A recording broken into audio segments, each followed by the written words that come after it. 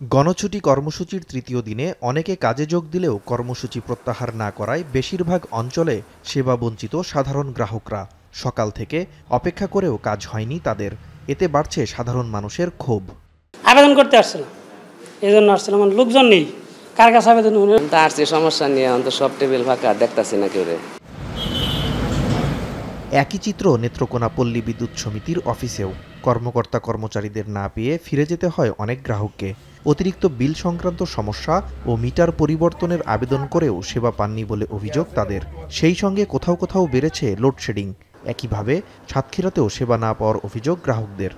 এভাবে বারবার ঘুরতেছি, আইসা তারা কোনো আমাদের গ্রাহকদের কোনো মূল্য দিতেছে না। আমাদের সেবা ঠিক মতো পাচ্ছি না। ইচ্ছা মতন বিল আসতেছে, এ মাসে যদি 300 টাকা আছে, পরবর্তীতে মাসে আসতেছে 600 টাকা। আমার মিটার নষ্ট, অটো বিল উঠতেই আছে। লাইট জ্বললে বিল ওঠে, না জ্বললে বিল ওঠে। এদিকে সরকারের আলটিমেটাম মেনে দুপুরে ময়মনসিংহ পল্লী বিদ্যুৎ সমিতি 1, 2 ও 3-এ কাজে যোগ দেন অনেকে। এর মধ্যে গণছুটিতে যাওয়া পল্লী বিদ্যুৎ সমিতি 3-এর সবাই কাজে যোগ দিয়েছেন বলে জানায় সংশ্লিষ্ট দপ্তর। আমাদের লোকবল বেড়ে যাবে। আজকে নতুন করে লাইনে কাজ করতে পারে এরকম 10 জন যোগদান করছে, যারা গতকালও গণছুটিতে ছিলেন। এটা একটা আশা আমরা দেখতেছি, এবং আমি আশা করতেছি যে আমাদের কর্মচারীরা যারা এরকম গণছুটিতে আছেন তারা তাদের শুভবুদ্ধির উদয় হবে এবং তারা কাজে অনতিবিলম্বে যোগদান করবে।